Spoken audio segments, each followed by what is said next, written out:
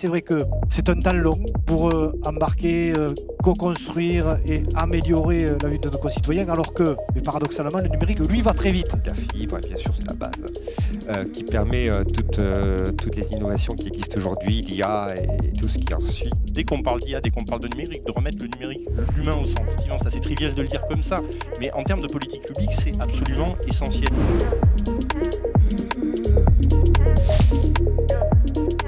À cette table ronde particulièrement, vous avez la grande chance d'être finalement autour de la question publique, puisque les invités de cette table ronde sont des élus. Voilà, c'est la volonté que nous avons eue, c'est-à-dire qu'il y a à la fois la technique, il y a l'innovation, mais il y a aussi la mise en forme et la mise en route des politiques, et notamment des politiques publiques.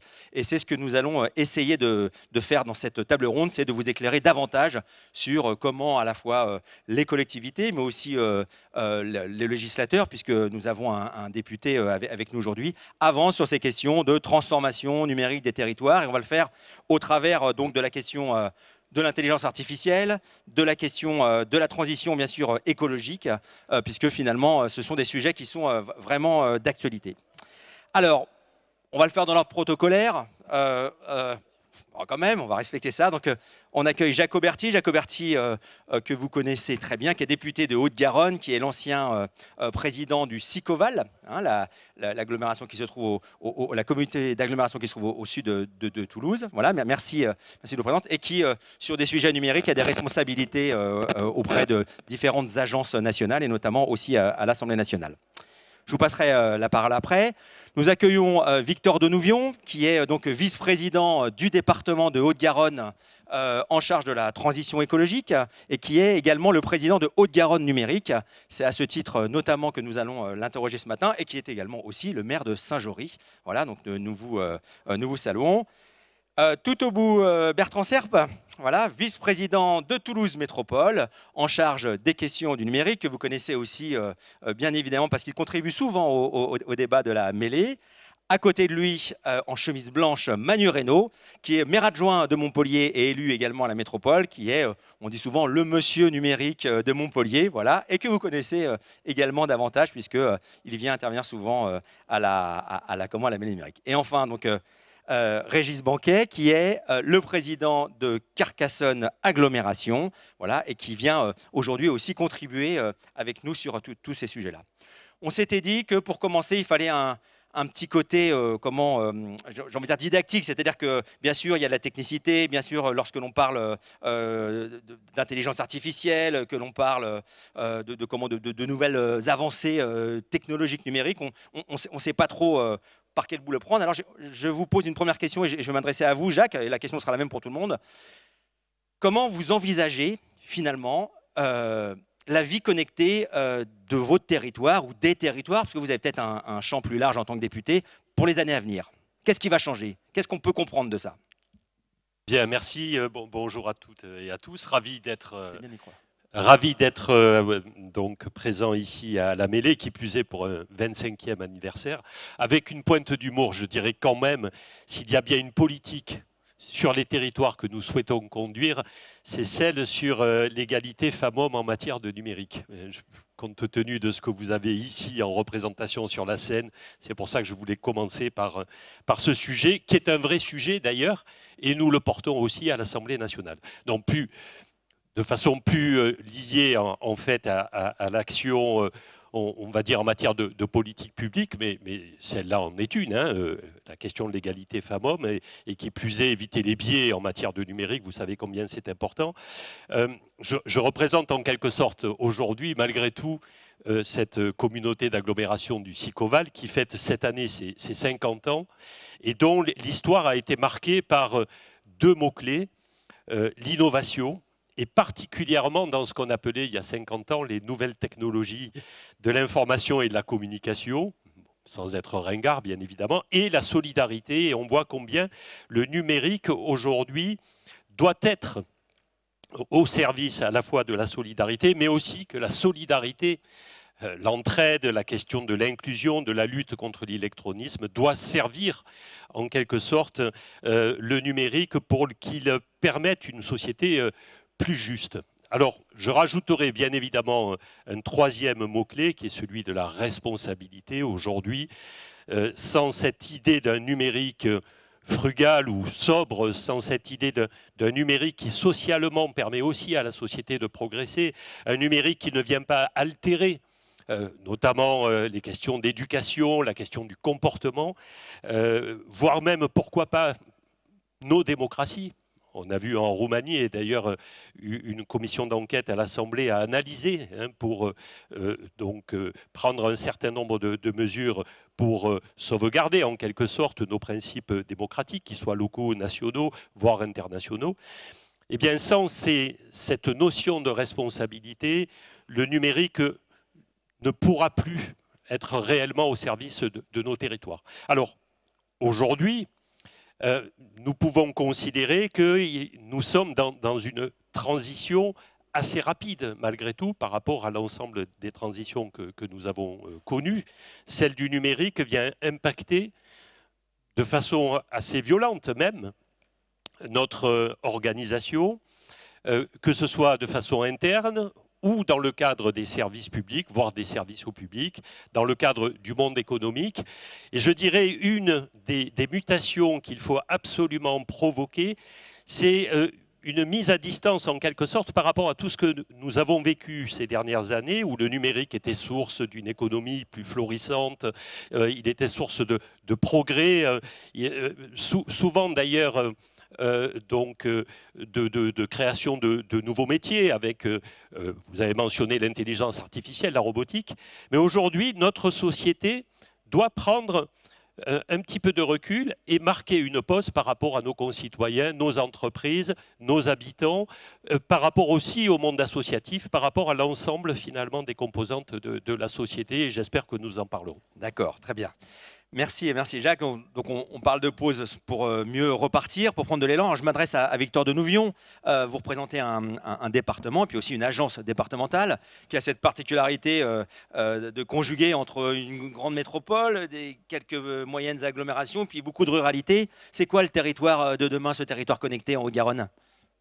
Alors déjà, petit focus sur le territoire d'hier, puisqu'en 2018, on avait une configuration où finalement la fibre se développait très vite en métropole. Donc il n'y avait pas de problème pour Toulouse et les communes autour.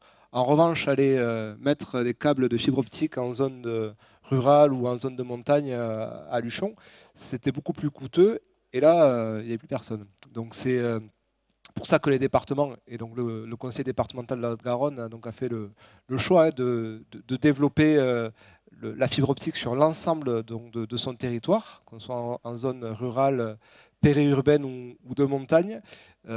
Et depuis maintenant quelques mois, 100%, voilà, 99,8%, on va dire, des foyers sont éligibles donc, à la fibre optique. Donc ça en fait un territoire connecté. Pour autant, quand on dit territoire connecté, bon, aujourd'hui pour les usages personnels, il n'y a pas de problème. Hein. On a tous son téléphone, on regarde tous quasiment Netflix, ou on beaucoup pratiquent du télétravail. La télémédecine se développe. Pour autant, les territoires connectés, c'est une autre étape. C'est-à-dire que moi-même, je m'en suis aperçu. Hein, je suis maire de ma commune depuis pas très longtemps. On a une commune où on a la fibre partout.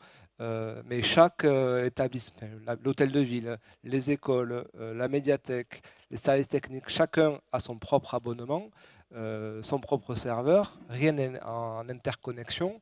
On est sur les questions de cybersécurité, on en parle tout à l'heure, mais on a une marge de progrès à faire. Sur les questions de vidéoprotection également, qui passent par la fibre, ben là, on est encore loin.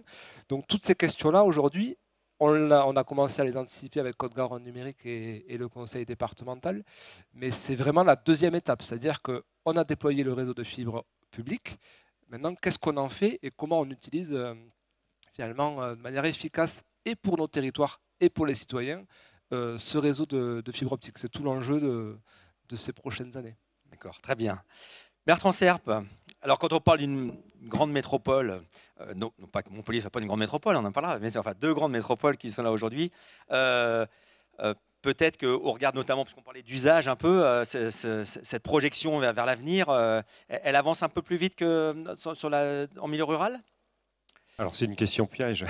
Non, bah, Je suis ravi effectivement d'être ici à cette table ronde et d'accueillir mes collègues que je connais tous depuis longtemps pour cette 25e mêlée numérique à Toulouse.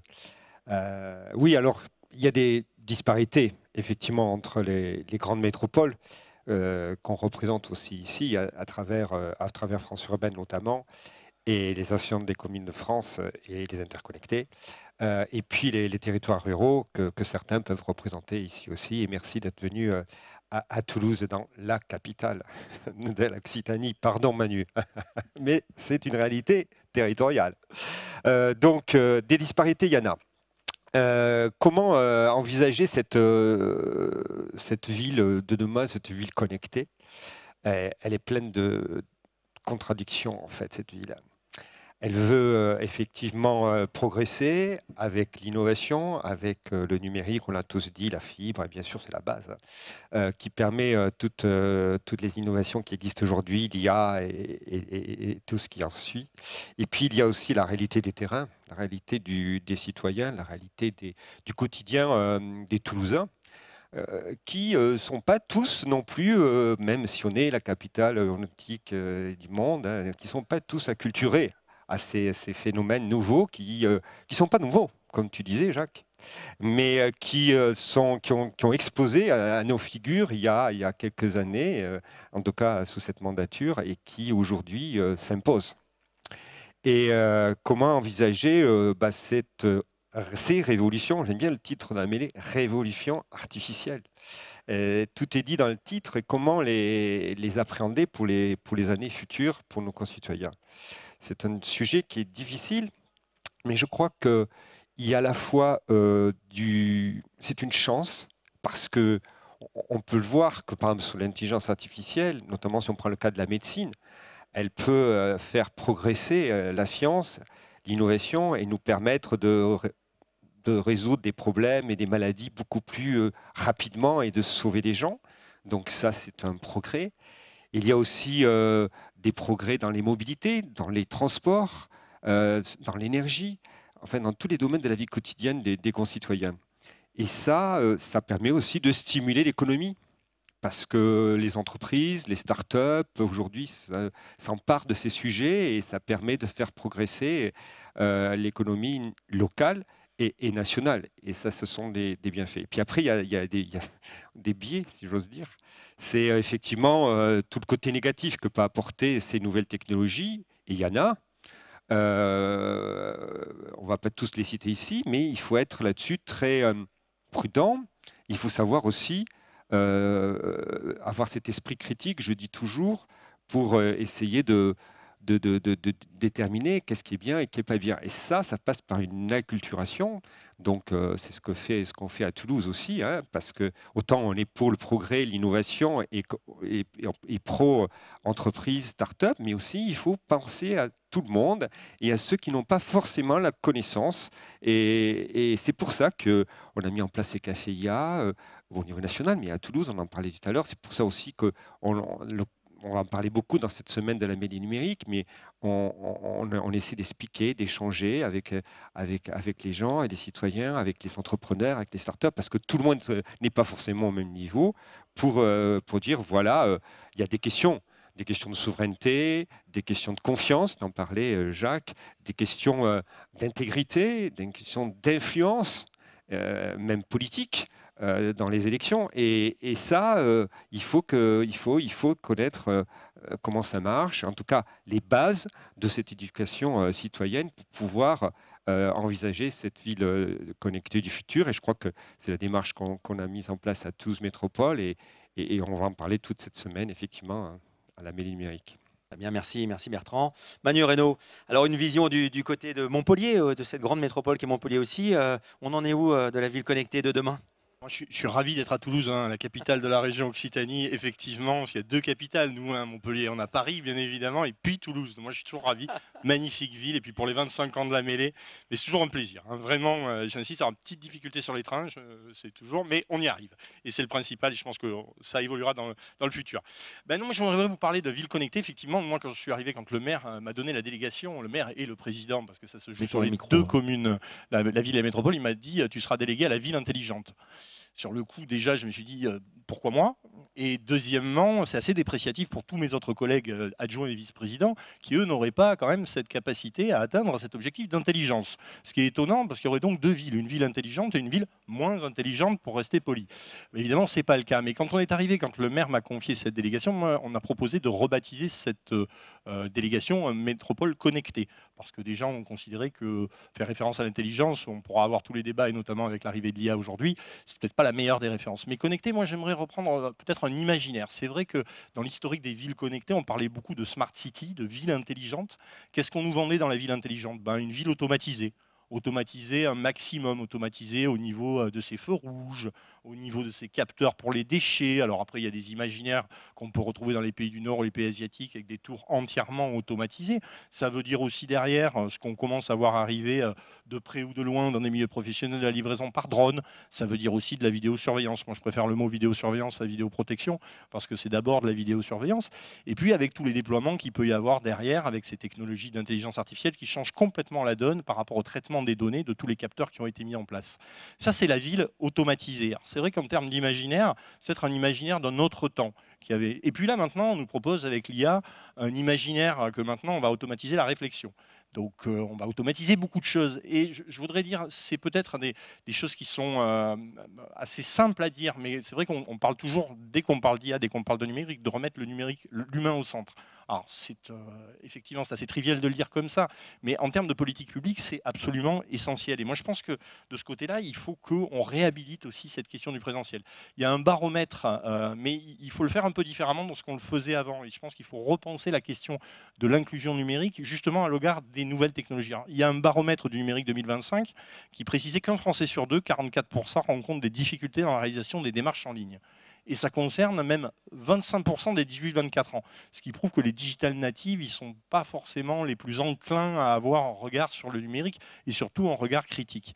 Alors moi, il y a une délibération de la ville de Villeurbanne, je pense qu'on va la reprendre rapidement, qui propose un droit au non-numérique et qui l'institue comme délibération, ce qui veut dire derrière des guichets, des lignes téléphoniques, des services au courrier. C'est quelque chose qui a du sens parce qu'après, on ne le prend pas juste pour faire des formules ou des formulaires administratifs, mais aussi d'intégrer dans toute une dimension qui permet de nouer du contact, de le faire et d'avoir une politique publique. Puis je voulais vous dire une chose par rapport à l'inclusion numérique. Se poser la question de l'inclusion numérique aujourd'hui, il va falloir changer complètement la donne. Aujourd'hui, le taux de pénétration des smartphones et l'IA générative, on discutera à un autre moment de souveraineté, de numérique responsable et d'inclusion, mais en tout cas, l'IA générative, elle a une promesse qui n'est pas totalement fausse, c'est de parler en langage naturel à tout un chacun. C'est-à-dire qu'aujourd'hui, on va pouvoir interroger son téléphone et il va vous répondre à l'oral.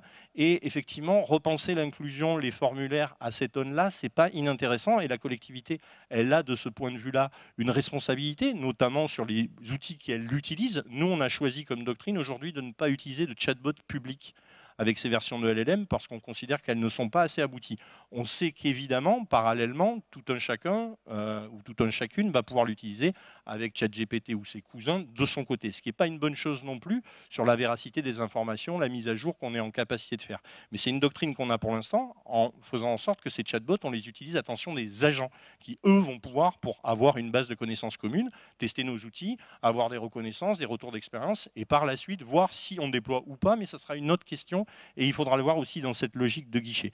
Et puis pour répondre très rapidement vers où on va, je pense d'abord, en tout cas vis-à-vis de l'usager, avec toujours cette démarche de lien, parce que le lien et l'humain, c'est ce qui fait société. C'est ce qui fait société principalement d'ailleurs dans les villes et les métropoles, où l'espace public, le fait de se voir, de se parler, ça existe, et donc ça recouvre tout un tas d'autres politiques publiques. Puis moi, je vous donnerai juste un exemple pour faire court, mais je pense qu'il y a une simplification nécessaire. En tout cas, nous, on y travaille. Je vous la présente, elle n'est pas encore sortie, mais elle existe. C'est la carte Multipass. Ça s'écrit vraiment comme ça, avec 3 U. Certains ici, ils verront la référence à un film de science-fiction d'il n'y a pas si longtemps que ça quand même, mais un peu quand même, Lilou Dallas Multipass, ben, c'est tout simple. Alors, c'est pas facile à faire, hein. Je vous dis, il sortira après les élections, pour le coup. Mais en l'occurrence, c'est une carte qui permet, avec un seul login, un seul mot de passe, une carte ou une application, bien sûr, d'accéder à l'ensemble des services de la ville et de la métropole, des transports à l'état civil, en passant par les médiathèques, les piscines, avec derrière, évidemment, des applications dans des V2 ou V3, de porte-monnaie électronique. Mais tout ça, ça passe, et je le redis, hein, parce qu'il faut vraiment marcher sur les deux jambes. Là, la simplification de la ville connectée, on va y avoir du sens. Et pourquoi une carte physique? Bah, justement, parce qu'à un moment donné, d'abord, ça permet de faire quand on n'a pas de matériel sur soi, ça peut arriver, hein. Ça permet de ne pas être dépendant des GAFAM, en l'occurrence des stores des applications. Pour le coup, je pense que ça a du sens. Puis ça permet de simplifier la vie des gens. Et je pense que ça, c'est une première porte d'entrée de la ville connectée. Merci Manu. Alors Régis Bourquet, alors, on a des premières pistes sur les grandes métropoles, les transports, la carte multipass à Montpellier. Comment ça se passe sur un territoire qui est un peu plus petit comme le vôtre? Vous êtes maire d'une petite ville qui s'appelle Alzone. C'est quoi la ville connectée de demain sur un territoire comme le vôtre? Ben, c'est surtout que je représente le monde rural, quelque part, par rapport aux métropoles. Et d'abord, je dirais, la vie connectée, pour nous, c'était un combat d'aménagement du territoire. Parce que je voudrais reprendre un petit peu ce qu'a dit mon collègue de la Haute-Garonne, mais le déploiement des infrastructures sur les métropoles, par exemple de la fibre optique, a été gratuit.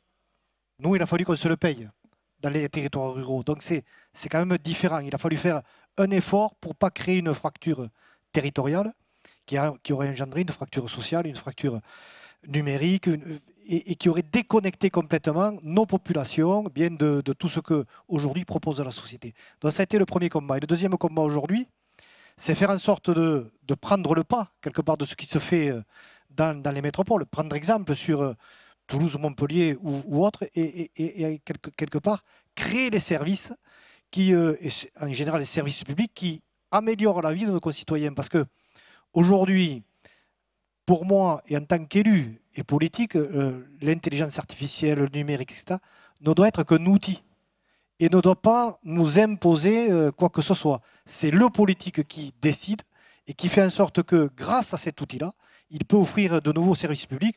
Alors, ça peut aller, comme le fait Montpellier aujourd'hui, de la connexion à tous les services publics, qui partent de l'état civil à la voiture électrique, au transport, etc.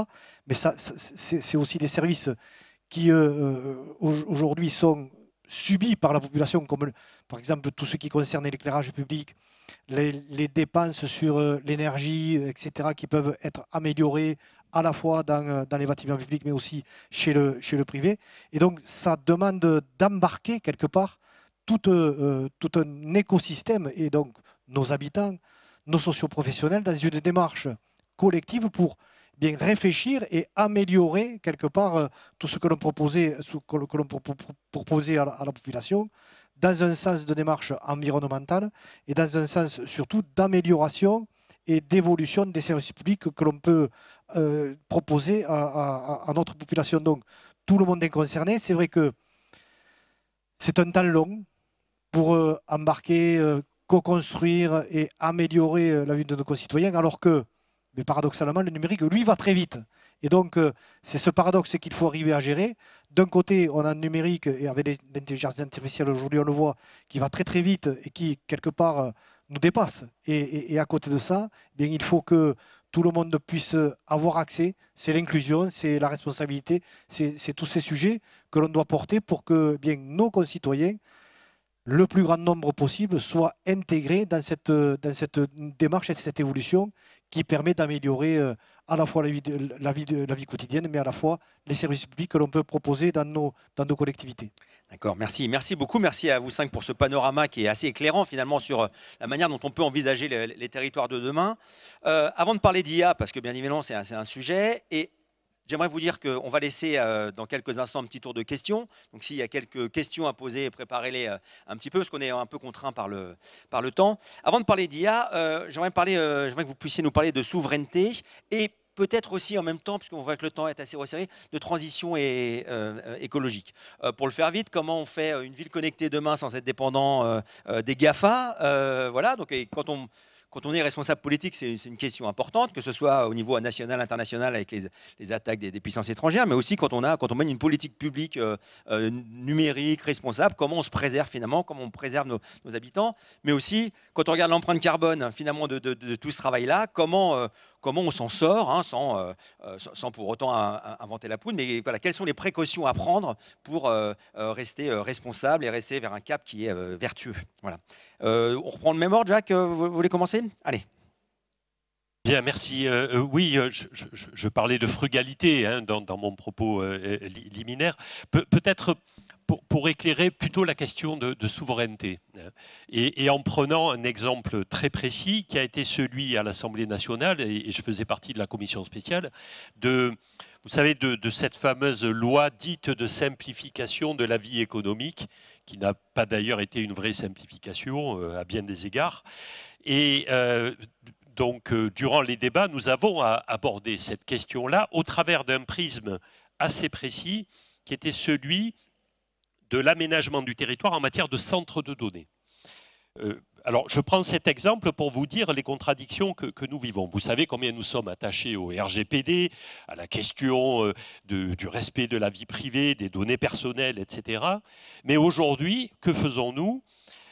Nous appelons des investisseurs étrangers. J'en veux pour preuve, au moment du sommet de l'IA, la visite du chef de l'État indien, les fameux 109 milliards d'investissements, ce que nous regardons aussi avec les centres de données, pour ne pas citer Amazon ou autres. Et finalement, à quoi assistons-nous? Finalement, une grande méprise, parce que dès lors qu'un investisseur étranger est majoritaire dans la réalisation d'un centre de données, vous avez des contraintes d'extraterritorialité qui font que si l'État auquel il appartient demande la possibilité de récupérer l'ensemble des données, eh bien, cette capacité lui est imposée à l'investisseur. Et nous perdons effectivement, du coup, la sécurité de nos données personnelles éventuellement stockées dans ce centre de données. Et il n'y a pas de solution valeur aujourd'hui compte tenu des relations internationales. C'est pour ça que nous nous sommes battus contre ce principe, vous savez, de projets d'intérêts nationaux majeurs, qui finalement donnaient les clés aux investisseurs étrangers pour gérer nos propres données personnelles sans pouvoir même respecter le RGPD. D'où, effectivement, une désorientation, c'est le fait de reconsidérer sans doute nos investissements en France ou au niveau européen, avec cette voie qui est propre à l'Europe, justement, qui a été belle représentée par le RGPD, et en quelque sorte avoir une mobilisation générale pour conserver cette souveraineté sur nos données, c'est fondamental. Donc vous voyez aujourd'hui, à l'Assemblée nationale, nous avons un certain nombre de sujets qui forcément, et demain sans doute encore plus, s'occuperont de gérer cette question de la souveraineté de nos données. Merci Jacques. Victor, peut-être sur l'un des deux sujets, souveraineté et puis transition écologique, ou les deux d'ailleurs. Je vais essayer d'être très rapide sur les deux. Non, la question de la souveraineté des données, elle est essentielle. On tend vers une société où tout se fait en ligne. Maintenant, on sera comme le Danemark, qui depuis quelques années, il y a l'intégralité du lien entre l'administration et les citoyens se fait de manière dématérialisée. Donc la question de la souveraineté des données, elle est essentielle. Alors je suis moins inquiet pour les grosses collectivités, le département, Montpellier, la région, la ville de Toulouse. Elles sont en train de faire et on est en train, nous, de le déployer pour trouver des solutions nationales, voire locales. Par contre, vous allez dans des petites communes aujourd'hui, combien de mairies, si vous voulez leur écrire, ont des adresses @gmail.com. Ça veut dire que les données qui sont envoyées, ces mairies, qui sont aussi sensibles que les données d'une grosse mairie, on ne sait pas où elles vont. On ne sait pas où elles vont et on ne sait pas ce qu'on en fait derrière. Donc c'est pour ça que nous, on travaille notamment avec Haute-Garonne Numérique pour proposer des solutions aux collectivités, petites et grandes, en matière de souveraineté des données, et voilà, avec aussi la promotion de l'open source, et qui sont respectueuses des valeurs républicaines, parce que c'est aussi important. Et sur la question donc, alors nous on appelle ça bifurcation écologique en Haute-Garonne, c'est un autre chemin. Là aussi, le numérique aujourd'hui ça pollue plus que l'aéronautique. Voilà. Et pour autant, le numérique, c'est aujourd'hui essentiel. Donc, c'est comment on peut tendre vers plus de sobriété. Alors, ça passe bien sûr par simplement le matériel, hein, le fait de reconditionner les ordinateurs, le fait de mutualiser peut-être des serveurs. Ça évite de multiplier les services et les équipements, et du coup derrière ça permet de réduire l'empreinte carbone. Et puis aussi un vrai volet qu'il ne faut pas mettre de côté, c'est la sensibilisation, tout simplement, à la fois des élus, de nos agents, des citoyens, hein, au sens large, sur les bonnes pratiques.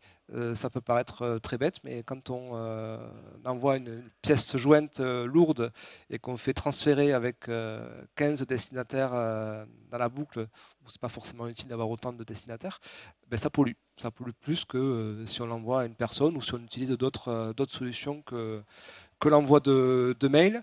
Et en ce sens, nous, on a fait une expérimentation donc à échelle intercommunale, donc c'est sur la communauté de communes des Coteaux-Bellevue.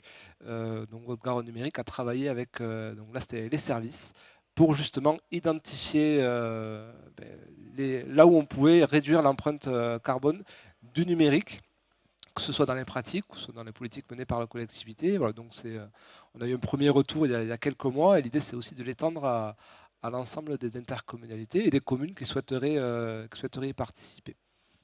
Merci Victor. Bertrand, à l'échelle de Toulouse Métropole, et la souveraineté et la transition ou bifurcation écologique, comment ça s'aborde? Alors, la souveraineté, on est tous d'accord, elle est primordiale.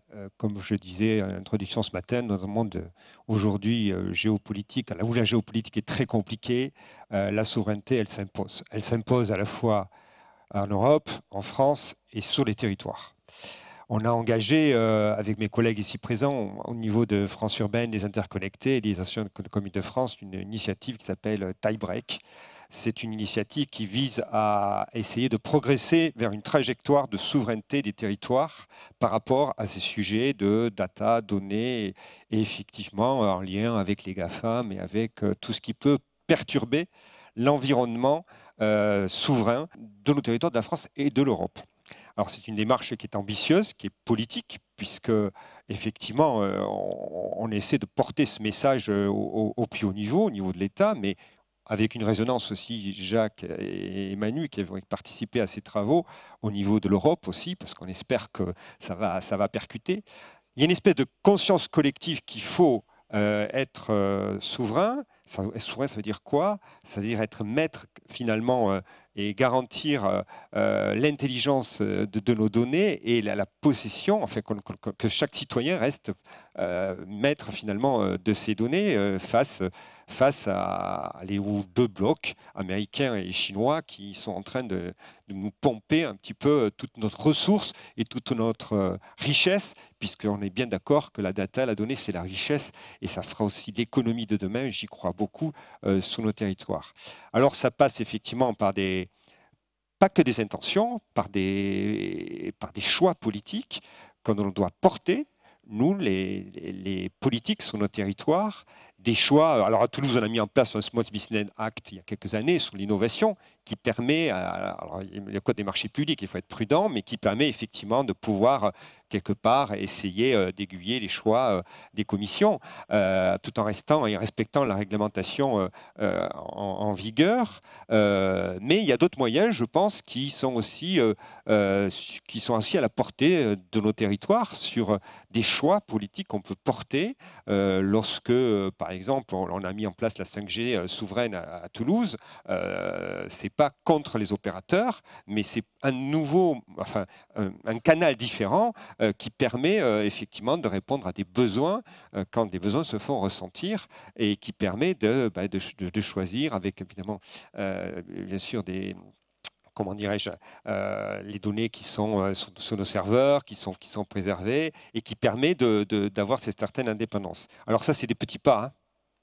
Ça reste encore à être au niveau des législateurs, au niveau européen, au niveau des territoires. On est encore au début. Mais on a cette conscience politique qui fait qu'aujourd'hui, je pense qu'on est au début de quelque chose, d'une histoire.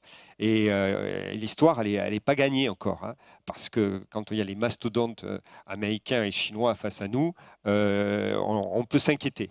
On peut s'inquiéter. Et la seule façon d'y arriver, c'est d'avoir c'est Gilles Baluinet qui en parlait en introduction, d'avoir un courage politique, parce que ça passe par un courage politique. Et puis ça passe aussi par une volonté citoyenne, c'est-à-dire que nous, on n'est que les représentants des citoyens, de se dire que voilà, il y a vraiment un danger et que cette souveraineté est importante. Alors le sujet de l'écologie, je vais laisser à Manu, puisque lui, c'est un écologiste, donc il va parler de ça bien mieux que moi. Mais bien sûr, il ne faut pas opposer transition numérique et transition écologique, environnementale. Et tout ça va de pair. Mais dans le monde, je crois que c'est Jacques qui le disait, ou Victor, dans ce monde qui est aujourd'hui, on est en train de chasser, et à juste titre, le moindre gramme de carbone qui s'échappe pour essayer d'être le plus vertueux. Il faut trouver, voilà, il y a des moyens hein, d'avoir cette conscience environnementale, et on essaie au quotidien, dans nos entreprises, dans nos gestes quotidiens de citoyens, sur ces sujets numériques, de les appliquer. Et là, c'est pareil, c'est des petits pas qui s'additionnent et qui font que finalement on tend vers ce chemin vertueux. Merci Bertrand. Manu Reynaud, donc à vous alors. Oui, par merci. Quoi Non, par mais je ne vais pas uniquement sous-traiter la question écologiste que certains voudraient pour le coup, mais je vais y intervenir bien évidemment parce que c'est profondément politique. Et oui, là, on ne va pas sous-traiter parce que pour le coup, ce serait dommage réellement. Non, juste pour rebondir sur ce que disait Bertrand sur la conscience politique, effectivement. Et ce qui est très très intéressant dans ce qui se passe sur le côté impact environnemental, impact humain, impact social, c'est que finalement l'IA qui arrive aujourd'hui, c'est le nouveau nom hein, pour faire court de l'informatique ou du numérique, ça nous réinterroge sur beaucoup de choses. Et ça, c'est le côté très très positif. On découvre l'impact écologique, l'impact humain dans l'extraction, l'impact géopolitique, on découvre l'impact sur les gaz à effet de serre, on découvre l'impact énergétique, hein, parce que tu l'as dit tout à l'heure sur le fait que ça soit plus important que l'aéronautique. Alors dire ça à Toulouse en plus, ça a du sens. Mais pour le coup, c'est aussi un impact énergétique. Et plus de 10% de la consommation mondiale qui n'est qu'en continuation d'augmentation, c'est quand même extrêmement important. Moi, je voudrais revenir juste d'abord sur la souveraineté. Et pour citer, moi je suis très content que Jacques Auberty soit à la fois député depuis l'année dernière, hein, pour le coup, parce qu'il fait partie des rares personnes à l'Assemblée qui s'intéressent à ces questions. Et c'est assez étonnant, mais tout le monde a un avis sur tout, hein, bien évidemment, je rassure. On a tous été entraîneurs ou entraîneuses de la Coupe de l'équipe de France. On a tous été surtout épidémiologistes, hein, vous l'avez remarqué, vous vous rappelez, tout le monde a des souvenirs récemment, suite à une pandémie. Mais la réalité, c'est qu'il y a peu de députés qui s'intéressent à la question numérique et la question en termes d'organisation de société, en termes de politique publique. Et ce que ça veut dire, c'est quand même étonnant, c'est tout un champ qui organise toutes nos vies. Tout le monde ici, 100%, je pense, à un smartphone. Je ne veux pas faire le test, mais si on n'est pas à 100%, on est à 97%, parce qu'il y a peut-être des réfractaires. C'est une bonne chose qu'il y ait des réfractaires de temps en temps à des technologies, ça permet de s'interroger. Mais quoi qu'il en soit, il y a peu de députés et je pense que le cadre, on a tous besoin de conscience politique personnelle et de conscience politique collective. Et finalement, ce qu'on disait à propos de il ne faut pas se brosser les dents en laissant couler l'eau, c'est intéressant. C'est intéressant parce que ça, c'est une prise de conscience personnelle, c'est un peu du colibri. Par contre, il ne faut pas oublier que les plus gros utilisateurs d'eau, en dehors de ceux d'être les centrales nucléaires, et je n'ouvre pas de débat, attention, il n'y a aucun souci là-dessus, mais c'est une réalité, c'est aussi les industriels et c'est aussi les agriculteurs. Et je n'ouvre pas de débat là non plus pour fustiger ou quoi que ce soit, je parle juste de volume. Donc il faut savoir où on tape. Et dans l'impact du numérique, 80% de l'impact, c'est la production du matériel. Et donc à ce moment-là, si on veut taper fort, il faut programmer, il faut taper sur le matériel, la production du matériel, depuis son extraction jusqu'à sa distribution. Je vous en passe des meilleurs, on a tous des idées là-dessus. Et puis juste pour revenir sur ce que disait Bertrand, parce qu'on le fait, et je voudrais en profiter pour saluer Bertrand et saluer toutes les équipes de Toulouse Métropole. Et je sais qu'il y a des gens dans la salle qui en font partie sur le travail qu'on fait autour de l'initiative Tie Break. Donc Tie Break pour trajectoire d'indépendance européenne. Les mots ont été vraiment choisis outre pour le jeu de mots, parce que break a été rajouté et c'est vraiment pour le jeu de mots, mais par contre taille, TIE, trajectoire d'indépendance européenne, on a préféré indépendance à souveraineté. Pour des différentes idées de connotation, on a préféré trajectoire parce que c'est quelque chose dans lequel il ne s'agit pas de, c'est pas binaire pour le coup, il ne s'agit pas de faire 0 ou 1. Il n'y a que des trajectoires d'hybridation à la fin. Par contre, c'est une trajectoire parce que c'est sur un temps long. Et cette trajectoire d'indépendance européenne, elle est pensée comment? Au petit rôle et au petit niveau des grandes métropoles de France, dont avec Bertrand nous participons à un certain nombre de travaux, avec nos services, c'est d'abord de faire un diagnostic des outils informatiques dont nous disposons dans nos collectivités locales. Parce que pour le coup, on a à la fois une capacité en termes de commande publique, on a à la fois une dépendance technologique et une dépendance financière. Il ne faut jamais ne pas lier les deux. Elles sont extrêmement importantes. Moi, je ne vous ferai pas de laïus anti-GAFAM, ce n'est pas le sujet. Le sujet, c'est que depuis la rupture de confiance avec l'administration de Trump, il faut bien le dire, vous savez, les choses se sont passées qu'on est tous citoyens d'une façon ou d'une autre, quelques partisans de quel côté on soit. Et il y a aussi dans ceux qui font le numérique, dans les collectivités, dans les entreprises, des gens qui travaillent dans les DSI. Et ces gens-là, ils sont aussi citoyens. Je vous le dis parce que moi, cet exemple, il m'a frappé. Quand est arrivé ce qui est arrivé dans le bureau ovale et qui a été un peu une considération de rupture de confiance à l'échelle planétaire et tout au moins dans le monde occidental, eh bien, moi, j'ai vu le changement dans les équipes. Ce qui était impossible est devenu difficile, mais étudiable. Et tout ça, ça change la donne. Donc, qu'est-ce qu'on a mis au point avec les métropoles et qu'on veut diffuser le plus largement possible? On va d'ailleurs le mettre sur une forge en libre de manière à ce que ça puisse être réapproprié par d'autres. C'est un petit outil qui permet de faire un diagnostic très simple de l'ensemble des services du numérique pour arriver à obtenir un indice de dépendance ou d'indépendance. Et derrière, ça veut dire quoi?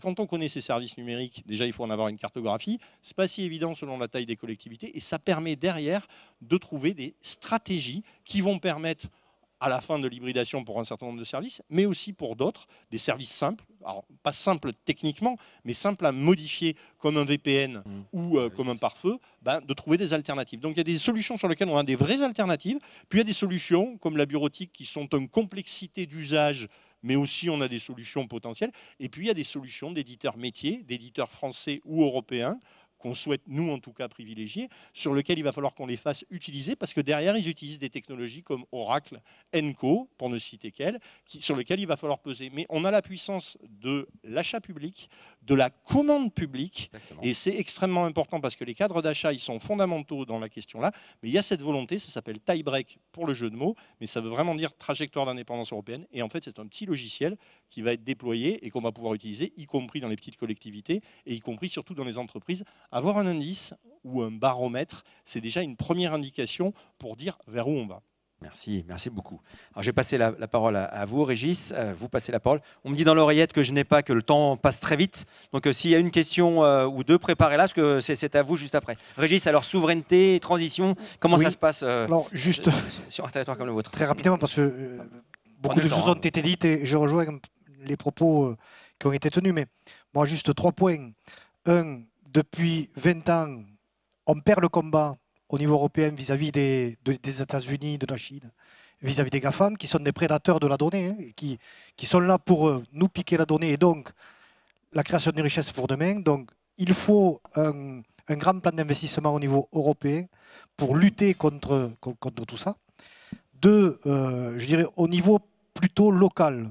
Donc nous, qu'est-ce qu'on a fait? On a essayé de taper un petit peu sur tous les sujets. Bien sûr, la formation. Là, on ouvre un Bac+5 cybersécurité, IA et cloud, de façon à avoir la matière grise sur le territoire pour pouvoir demain installer des services concernant tout ça. On a créé une CEMOP sur le département de manière à proposer tout ce qui peut être usage vis-à-vis de toutes nos collectivités pour qu'elles puissent bien franchir le pas et relever le défi bien de ce 21e siècle qui est la transition numérique. Et in fine, créer un data center public pour stocker nos données publiques et ne pas les confier à des GAFAM ou autres. Donc, intervient au niveau départemental. Et ensuite, sur, je dirais, la transition de nos entreprises et tout notre secteur socio-économique, eh bien, on a créé un réseau sur l'agglo de Carcassonne de manière à les accompagner. On est d'ailleurs maintenant ambassadeur de l'IA, on a été nommé ambassadeur de l'IA au niveau national, de manière à accompagner cette transition au niveau de toutes nos entreprises pour qu'elles puissent, elles aussi, franchir ce pas et avoir la capacité de bien de proposer demain des services de qualité, mais garder, je dirais, une certaine souveraineté sur notre territoire. Et troisième sujet, qui n'est pas le moindre, c'est que c'est bien de parler de souveraineté et de parler de numérique, mais il faudra beaucoup d'eau et beaucoup d'électricité. Et là, je ne veux pas ouvrir le débat, mais moi je l'ouvre. Demain, il faudra, je dirais, multiplier par 2 ou 3 notre production électrique. Ça veut dire bien, le nucléaire, ça veut dire les énergies renouvelables. C'est des choix qui se feront. Moi, je n'ai pas à me prononcer sur ces choix-là, mais il faudra ouvrir le débat. Et l'eau, aujourd'hui, on s'aperçoit que la ressource est plutôt à se raréfier. Et donc, il faudra appliquer des politiques publiques au niveau de l'eau et au niveau du partage de la ressource pour que cette ressource puisse bénéficier à la gestion de nos données et donc à nos data centers. Parce que si on n'a pas d'eau, eh bien, on ne pourra pas refroidir. Et si on ne peut pas refroidir, eh bien, c'est même pas la peine de construire un data center. Donc, cette transition écologique qu'il faudra mettre en place sur l'énergie et l'eau, eh bien, il faudra y penser parce que le numérique dépendra beaucoup de tout ça. Merci, c'est intéressant tous vos témoignages parce que la diversité de vos territoires montre bien à quel point la complexité est grande finalement. Donc merci beaucoup Régis pour ce témoignage. Est-ce qu'il y a une question ou deux, Maxi, une question courte en disant je pose la question à monsieur voilà, oui, non, oui, là-bas. Ah bah il y a un micro, super. Alors vous puis après le monsieur qui est derrière. Allez-y. On m'entend, c'est bon? Oui. J'avais une question pour monsieur Reynaud, je vais essayer de la formuler rapidement. Monsieur Banquet disait justement qu'il y avait ce problème que le numérique va très vite et que dans un autre sens, on a du mal à emmener voilà, tout le monde dans le train. Et vous disiez par rapport au multipass de Montpellier qu'il y avait encore ce choix d'aller au guichet, de ne pas forcément être dépendant des applications, etc. Est-ce que c'est pas... Alors ça laisse le choix à tout le monde, au moins ça c'est bien, mais est-ce que c'est pas le risque d'un autre côté de laisser encore un petit peu plus de monde voilà, au bord de la route et de ne pas élever et emmener toute la population en même temps? Moi je le vois, j'ai 24 ans déjà, à mon âge, il y en a déjà qui commencent à être un petit peu perdus, donc est-ce que c'est pas ce risque-là aussi de laisser le choix à la population de ou pas intégrer les solutions numériques? Allez, Manu Arnaud vous répond. La question c'est, vous proposez de ne pas leur laisser le choix?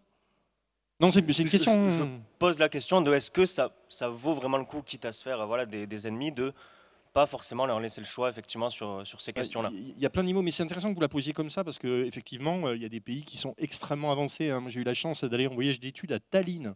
Tallinn, c'est la capitale de l'Estonie. Et alors, je peux vous assurer, je vais le dire très tranquillement, je suppose que ce n'est pas enregistré, qu'on est entre nous et qu'il n'y a pas d'électeurs à Montpelliérain et Montpelliéraine.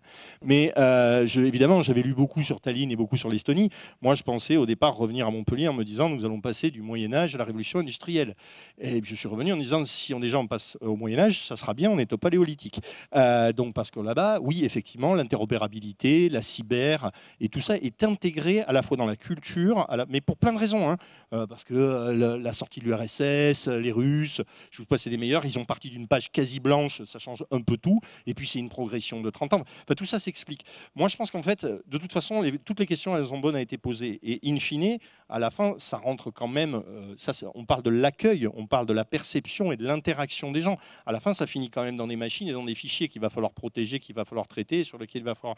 Mais je pense que les deux ne sont pas antinomiques, on peut faire les deux. Et même on doit faire les deux.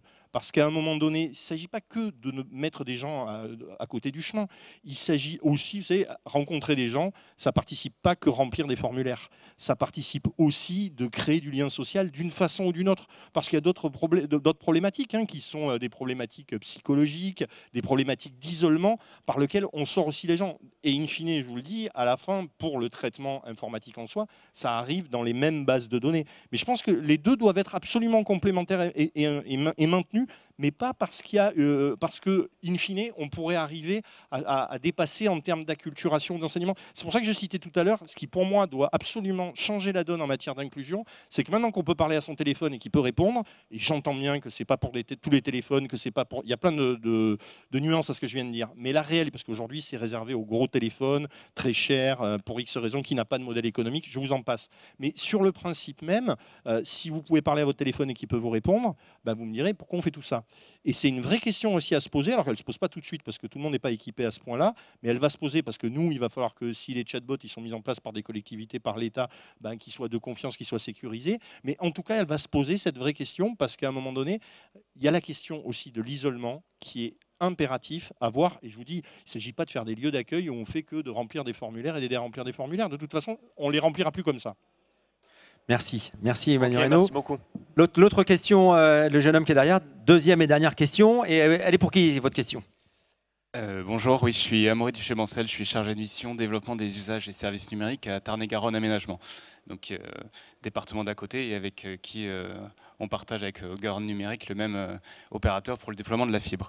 J'ai une question un peu plus générale au niveau des territoires, des élus et notamment du milieu rural, puisque comme vous l'avez dit, il y a de grands enjeux qui arrivent, mais il y a une acculturation qui est majeure au niveau de tous les élus et de la population aussi. Dans nos missions, on essaye d'apporter un maximum de services en déployant des usages, mais aussi à renforcer la cybersécurité. On va parler d'apporter de la fibre noire ou dédiée, à mettre un VPN, apporter du coup un service Internet qui est sécurisé. Le problème, c'est que pour ces collectivités-là, ces petites mairies, on a des difficultés à venir les convaincre. Bah oui, il ne faut plus prendre le forfait Orange grand public à 30 €, mais on va arriver avec de l'investissement, avec du fonctionnement et avec des services. Donc toute la difficulté, alors je n'ai pas vraiment de question, mais c'est une remarque peut-être vos avis là-dessus. Comment vous pouvez convaincre au-delà de la population? Je vais laisser la parole à Jacques Auberti, si vous voulez bien. Je vois qu'il est Oui, pour être un peu rapide, Jacques, désolé, mais voilà, c'est pour être assez l'oreillette, ça rapide, crie dans mon oreillette que j'ai pas. puisque j'ai fait partie de la commission spéciale sur la résilience des infrastructures et le renforcement de la cyber.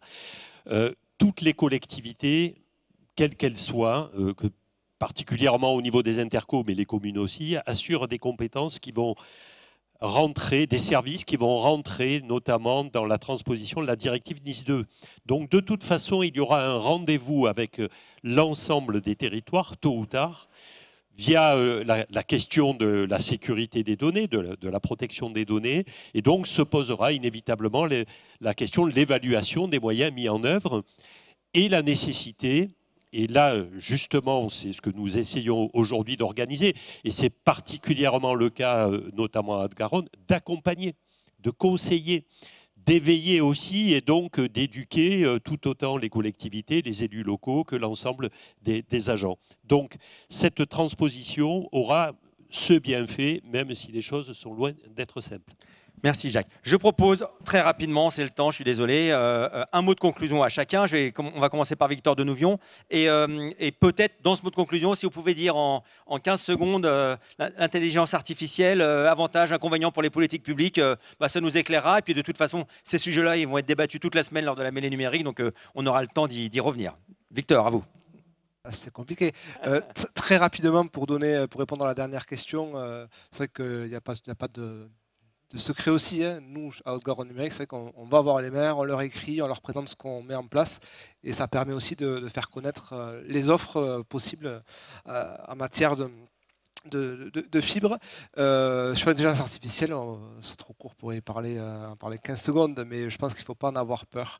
Je pense qu'il y a un peu la crainte qu'on a eu au début de l'ordinateur, au début d'Internet, de se dire que ça va supprimer des emplois. Voilà. Au contraire, je pense qu'il faut y aller, il faut juste l'accompagner, il faut faire de l'intelligence artificielle, mais qui se base sur nos propres données. Et voilà. Donc on est en retard par rapport à ça en France et en Europe.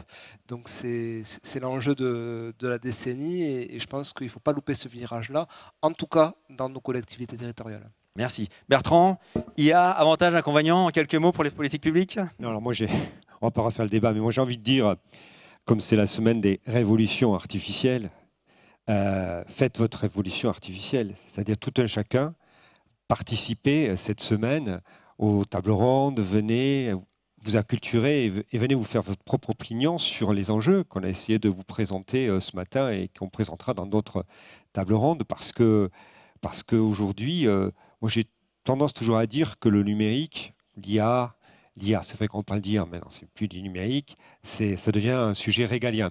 Régalien, ça veut dire quoi? Ça veut dire que c'est un des fondamentaux de l'État. Je pense que l'IA est devenue politique, politique au sens de politique publique, mais au sens de politique de choix politique. Et l'engagement, c'est aussi faire des choix. Et faire des choix, c'est se dire qu'on veut telle société ou telle autre société. On en a débattu, on ne va pas en reparler, mais je crois que la meilleure façon de pouvoir se faire une opinion en tant que citoyen, en tant qu'entrepreneur, en tant que start-upper, c'est de forcément venir participer et de quelque part dans sa tête, check the mind et faire cette révolution artificielle qu'on attend tous de nos voeux. Merci Bertrand. À vous Manu pour conclure et peut-être un petit mot sur l'IA. Oui, alors moi Bertrand, tu me régales parce qu'effectivement on est sur la même ligne. Oui, c'est hautement politique. Et c'est hautement politique, je ne vais pas être provocant parce que ça vient d'un bouquin que j'ai lu cet été, mais oui, je pense qu'il y a des algorithmes de droite et qu'il faut des algorithmes de gauche. Je pense que les algorithmes sont par nature de droite et qu'il nous faut des algorithmes de gauche. Et c'est pas grave hein, de cliver. Vous savez, je pense sincèrement que quand c'est politique, c'est clivant. Donc les discours qui consistent à dire, et que je peux comprendre, hein, tout ça c'est des outils, ben non en fait, c'est pas des outils, c'est des codages de valeurs de la société. D'ailleurs je pense que l'administration de Trump nous en montre un sacré exemple. Retirer l'inclusion des codes, y compris de l'IA générative, parce que c'est ça la vraie volonté, et ils l'ont légiféré sur cette question-là, ils ont légiféré sur la déréglementation, je pense que c'est hautement politique. Et puis juste en guise de conclusion pour ce qui me concerne, il faut toujours se méfier, à mon avis, il faut éviter d'être technosolutionniste. En vrai, les puits de carbone, c'est des arbres. Et pour vous le résumer comme ça, mais je pourrais le dire sur d'autres endroits aussi. Et puis, il faut éviter aussi d'être techno-BA. Et je vous dis ça, moi, je suis à la fois écolo et geek. Et écolo-geek, c'est un vrai paradoxe qui est tous les jours dur à porter. Merci Manu. Régis, un petit mot de conclusion et peut-être une remarque sur l'IA. Alors, rapidement, donc, bien sûr que l'IA... c'est quelque chose qui nous est proposé aujourd'hui et sur lequel il faut s'investir totalement, hein, que ce soit au niveau bien sûr individuel ou au niveau des collectivités. Mais l'attention particulière, et je rejoins bien sûr Manu là-dessus, c'est que l'intelligence artificielle, c'est un moyen, mais il faut que ce soit le politique qui guide l'intelligence artificielle. Et quand je vois dans un certain pays, l'IA est devenue ministre, ça m'inquiète. Et donc, je ne voudrais pas qu'en France, on subisse un petit peu ça. Donc, bien, nous sommes des élus. Il faut que les élus s'emparent de ce sujet, s'en emparent totalement, de façon à ce que bien, ce moyen-là puisse améliorer la vie de nos concitoyens et qu'il puisse être un outil politique pour l'améliorer. Et cet outil politique, bien, ça se construit. Et ça se construit sur des algorithmes, etc. Et ça se construira avec nos concitoyens et pas par rapport et pas sur nos concitoyens. Voilà. Merci Régis. Allez, Jacques, vraiment le dernier mot, il est pour vous. Alors peut-être avant de conclure et laisser la place. Deux mots sur la question de l'intelligence artificielle. Je crois que c'est un fabuleux outil et les collectivités territoriales devront, comme d'ailleurs toutes les entreprises, s'en saisir. Mais je dirais à condition de choisir exactement donc quels seront les objectifs. Une IA choisie mais pas une IA subie, en quelque sorte. Et puis, peut-être une réflexion sur ce qui nous attend pour demain. Vous le savez, le numérique, c'est relativement cyclique, où cela l'a été dans notre histoire. Partant évidemment d'abord d'un traitement centralisé, puis après on a eu le traitement décentralisé avec les PC personnels. Hein, je fais partie des plus anciens ici, donc pour en parler. Puis ensuite les ressources manquées. Donc nous avons eu Internet qui a permis d'avoir du coup des traitements centralisés au service. Aujourd'hui, nous avons l'impression, et qui plus est avec l'informatique quantique, que les limites n'existent plus sur le plan technologique, mais par contre, elles existent sur le plan planétaire. Et la question de l'impact carbone, pourquoi pas demain un compte carbone individuel, sera cette question déterminante, de façon à nous permettre effectivement de relever donc le défi d'un numérique responsable et de la sobriété. Ça sent la proposition de loi. Moi je dis ça, je dis rien. Hein, c'est bien. Eh bien merci à nos invités, on peut les applaudir. Et aux intervenants, merci pour la qualité des débats.